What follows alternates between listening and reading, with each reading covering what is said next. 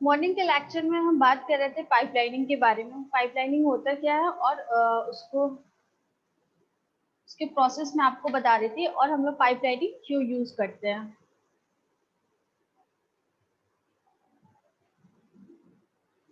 तो सबसे पहले मैंने आपको एक डायग्राम के थ्रू में बता रही थी, जो आपका था डायग्राम, स्पेस टाइम डायग्राम के थ्रू मैं आपको बता रही थी। तो चलिए उसको देखते हैं।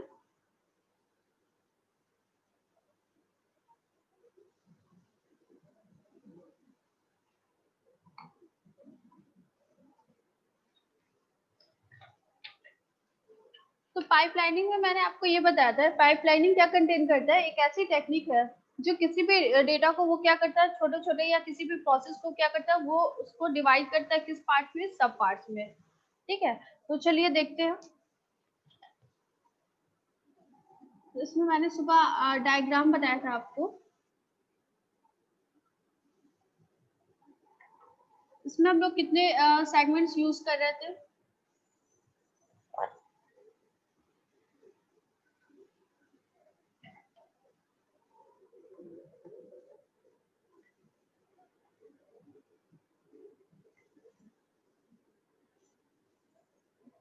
नंबर ऑफ सेगमेंट कितने थे आपके, 4 थे। फिर इस आपने टास्क कितने अप्लाई कर रहे थे, 6। हमने क्या किया था, 6 टास्क अप्लाई किया था, है ना। तो चलिए इसको देखते हैं।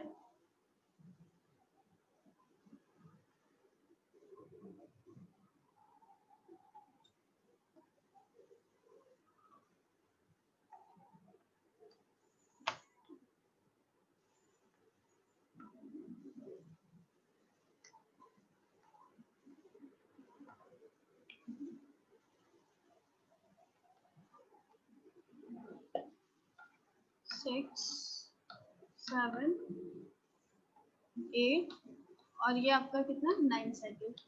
ठीक है, अब यहाँ पे हमें सेगमेंट्स कितने लेने हैं, 4। सेगमेंट कितना है आपका, 4। ठीक, यहाँ पे आपने क्या लिया, क्लॉक ले लिया, क्लॉक हो गया, और सेगमेंट्स नंबर, यहाँ पे क्या होगा आपका, सेगमेंट्स नंबर होगा। ठीक है, अब यहाँ पे अब सेगमेंट स्टार्ट करते हैं। सेगमेंट है ये आपका S1 हो गया, सेगमेंट आपका क्या हो गया, ये S1 है। फिर सेगमेंट S2, फिर आपका आता है सेगमेंट S3, फिर है आपका सेगमेंट S4।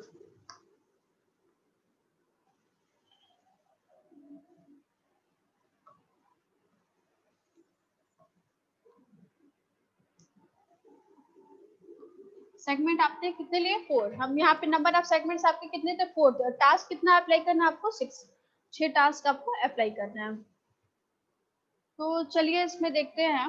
टास्क हो गया आपका, पहला आपने ले लिया T1, ये T2,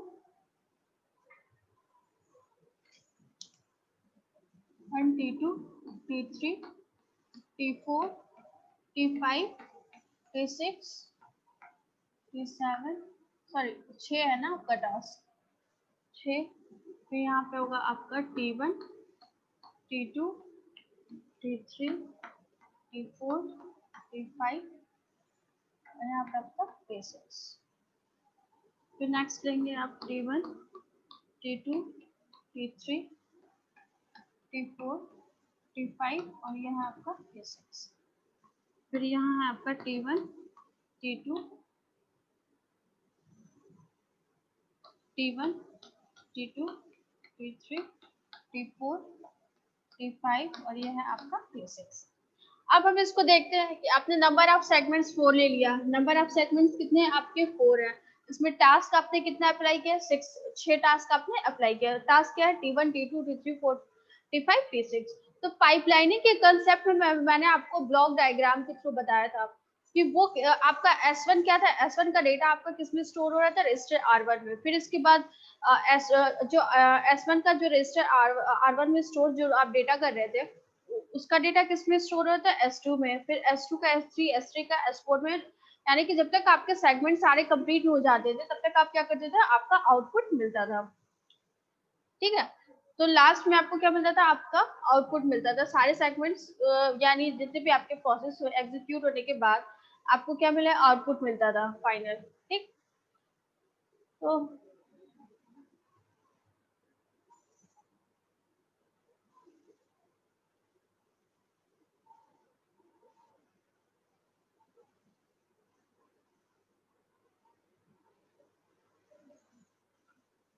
ये हो गया इतना आपका। फिर इसके बाद हम लोग देखते हैं कि आपने टास्क अप्लाई कर दिया, अब आपका ये कैसे अप्लाई हो रहा है। तो मैंने आपको बताया था कि जब आप डायग्राम है ये वाला, जब मैंने बताया था आपको, तो इसमें क्या हो रहा था, यहाँ पे आपका S1 था, S2 था। तो फॉर एग्जाम्पल में एक आपने पाइप ले लिया,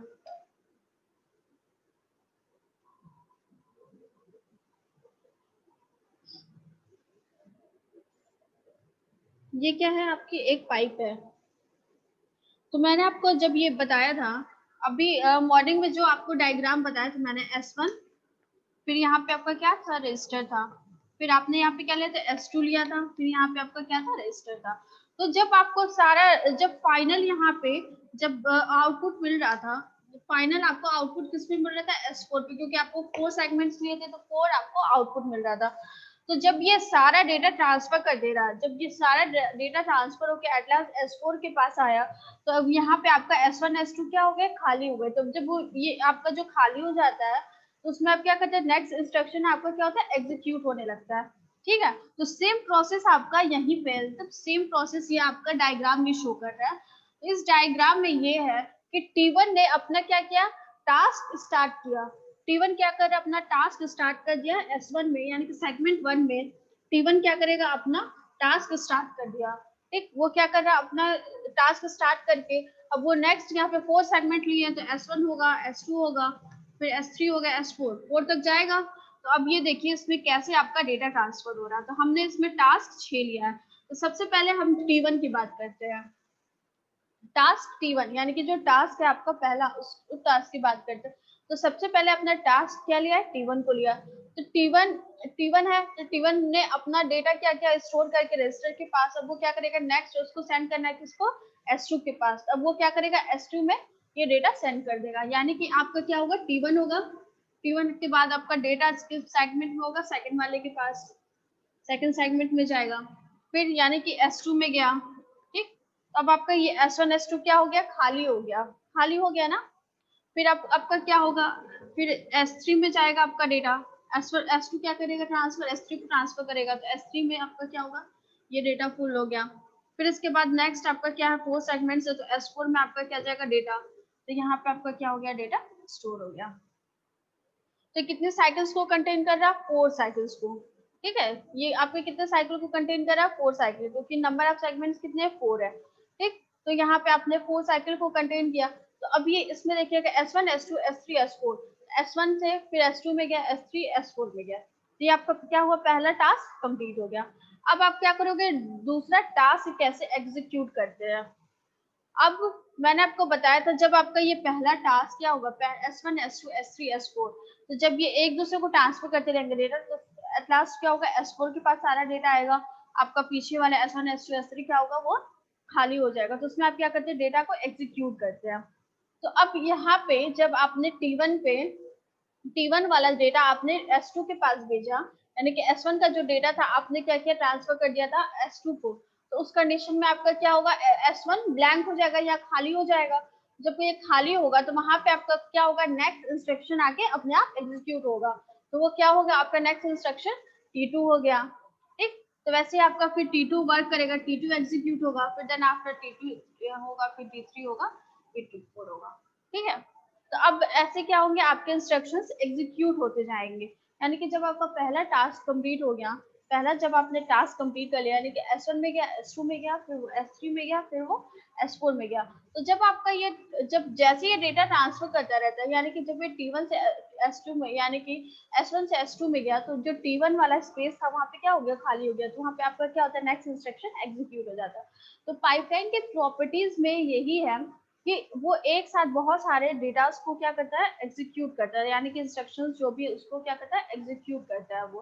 यानी कि एक प्रोसेस कंप्लीट हो गया, मतलब वो ट्रांसफर हो गया, तो यानी स्पेस खाली है, तो वो तुरंत दूसरे वाले इंस्ट्रक्शन को एग्जीक्यूट कर देता है। तो यहाँ पे आप देखिएगा, तो अगर हम लोग इसका रेशियो निकालते हैं, स्पीड अप रेशियो निकालते हैं, इसमें आप स्पीड अप रेशियो निकालते हो, स्पीड अप रेशियो आप निकालेंगे तो नंबर ऑफ सेगमेंट्स कितने हैं आपके 4, नंबर ऑफ सेगमेंट्स कितने हैं 4 इनटू नंबर ऑफ टास्क कितने हैं आपके 6, नंबर ऑफ टास्क हो गए आपके 6। फिर इसके बाद ये कितने साइकिल्स कंटेन कर रहा है T1 4 साइकिल्स को, फिर ये कितने साइकिल्स बचे हुए हैं आपके T2 T3 T4 T5 T6 यानी 1 2 3 4 5 अभी, और ये 5 साइकिल्स को यानी कि एक एक साइकिल को ये कंज्यूम करेंगे। इसमें आपका क्या हो गया 24 divided by 9 means that 2.67, ठीक है, ये आपको क्या मिलेगा 2.67 आपको आउटपुट मिलेगा, क्योंकि यहाँ पे ये T1 आपका क्या कंटेन कर रहा है 4 साइकिल्स को कंटेन कर रहा है, 4 साइकिल्स को कंटेन कर रहा है, तो 4 यहाँ से फिर ये जितने भी आपके साइकिल बचे एक एक साइकिल को कंज्यूम करेंगे, ठीक है। तो ये आपका 9 हो गया, फिर ये आपका ये 4 सेगमेंट ड्यू टू टास्क 24 आप डिवाइड कर दोगे 9 से, तो ये 2.67 मिलेगा। तो ये आपका पाइपलाइन का कंसेप्ट है।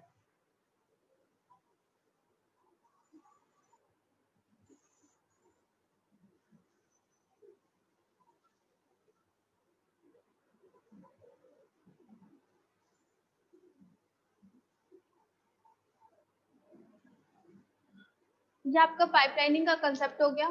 फिर इसके बाद हम लोग देखते हैं कितने टाइप्स के होते हैं आपके पाइपलाइनिंग। तो पाइपलाइनिंग आपके 2 टाइप्स के होते हैं, पहला इंस्ट्रक्शन होता है और दूसरा क्या होता है अरिथमेटिक।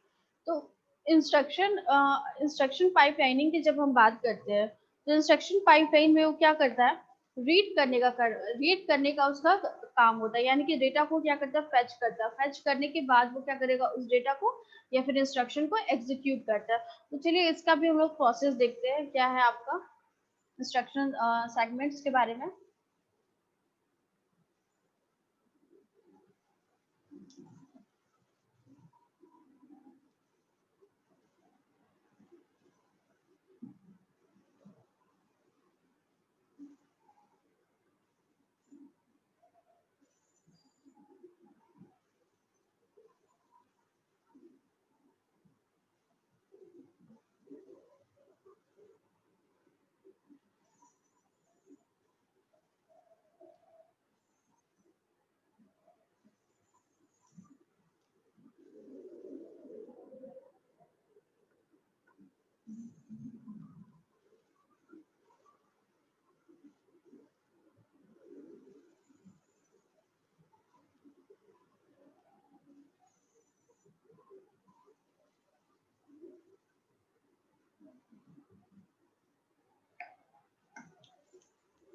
टाइप्स ऑफ पाइपलाइनिंग, इसमें सबसे पहले आपका होता है इंस्ट्रक्शन पाइपलाइन, यानी बेसिकली आपके 2 पार्ट्स में डिवाइड होते हैं। First one is instruction pipelining and second is the arithmetic.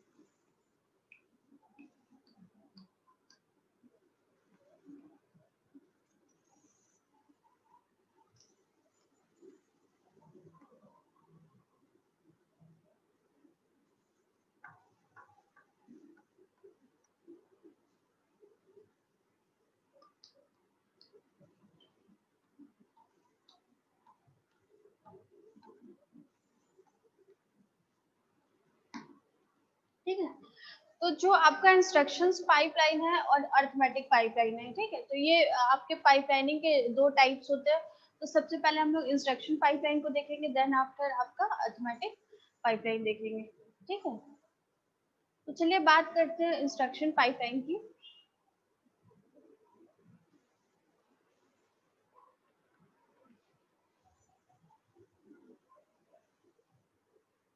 अगर डेफिनेशन के अकॉर्डिंग देखें इंस्ट्रक्शन पाइपलाइन का, तो an instruction pipeline read instruction from the memory while the previous instruction are being executed in other segment of the pipeline, thus we can execute multiple instruction simultaneously।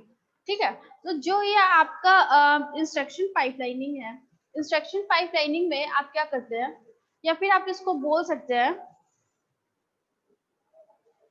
कि ये जो आपकी technique use की गई instruction pipeline में fetching का, execution का, decoding का, ठीक है।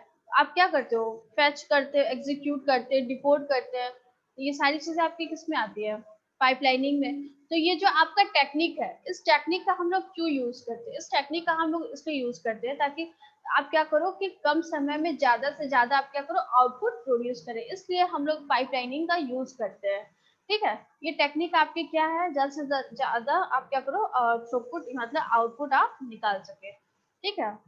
तो ये है आपका इंस्ट्रक्शन। इंस्ट्रक्शन में हम बात करते हैं तो इंस्ट्रक्शन में बेसिकली ये क्या करता है, ये रीड करने का काम करता है, डेटा को रीड करने का। कैसे रीड करने का काम, जैसे कि आपने S1 लिया, S1 का डेटा आपने क्या किया, S2 में आपने सेंड कर दिया, तो S1 क्या हो गया, वहां पे आपका खाली हो गया स्पेस। फिर S2 वाले डेटा आपने S3 में सेंड कर दिया, अब S2 वहां पे क्या हो गया, ब्लैंक हो गया। फिर इसके बाद S4 में आपने ट्रांसफर किया, S3 क्या हो गया, आपका स्पेस ब्लैंक हो गया। तो वहां पे आप क्या कर रहे हैं, डेटा को स्टोर कर रहे हैं। डेटा आपका क्या स्टोर हो रहा है, देन आफ्टर आपको क्या मिल रहा है, फाइनल आउटपुट मिल रहा है। फाइनल आउटपुट S4 आपका क्या कंटेन कर रहा है, फाइनल आउटपुट को कंटेन कर रहा है। ठीक। तो उस कंडीशन में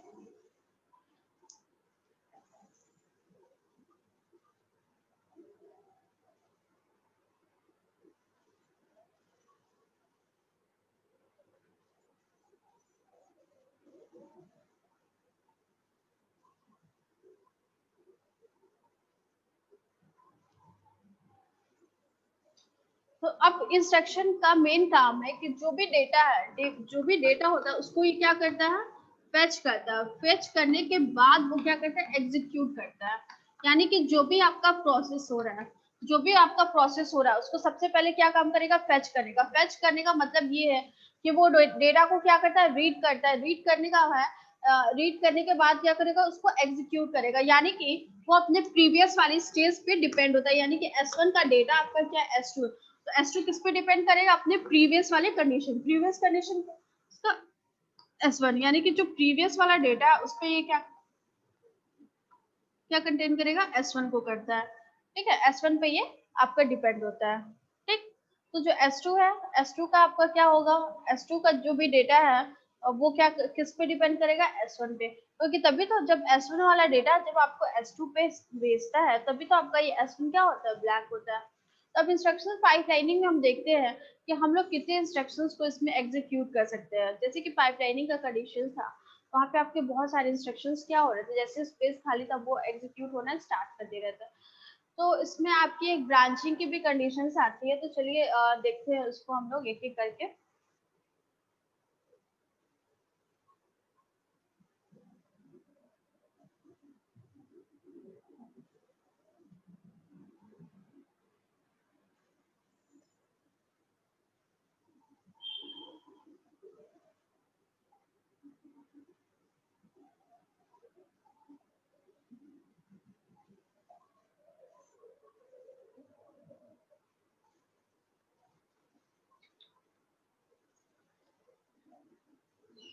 तो सबसे पहले एक एग्जांपल ले लेते हैं। एग्जांपल में हम लोग 4 सेगमेंट इंस्ट्रक्शन पाइप लेते हैं। ठीक है, सबसे पहले एक आप एग्जांपल ले लो।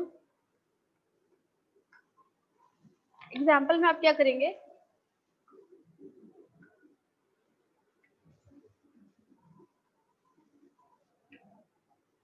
4 सेगमेंट इंस्ट्रक्शन पाइपलाइन।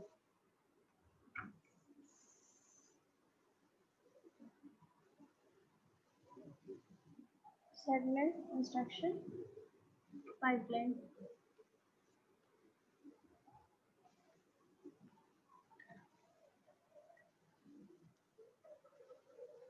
इसमें हम लोग क्या क्या यूज करते हैं, पहला है आपका ए,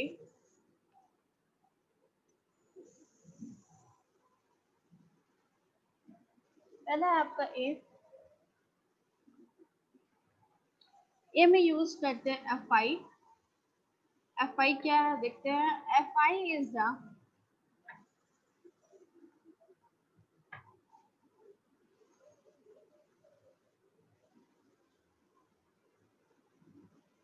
segment that fetches an instruction। ये सारे पॉइंट्स याद रखिएगा। एफ आई का क्या काम है, फिर डी ए का, एफ ओ का और ई एक्स का। दूसरा है आपका D A. D A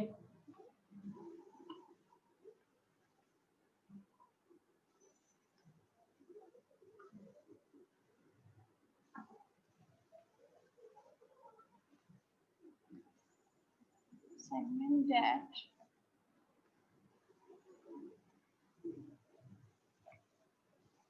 decode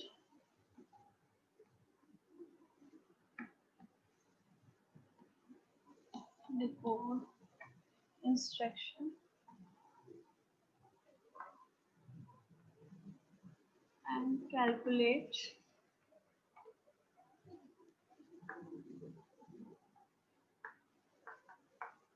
effective address। फिर आता है F O.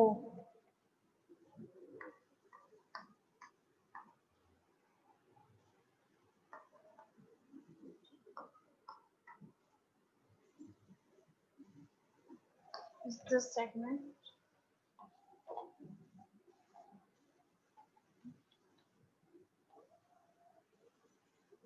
that fetches the operand।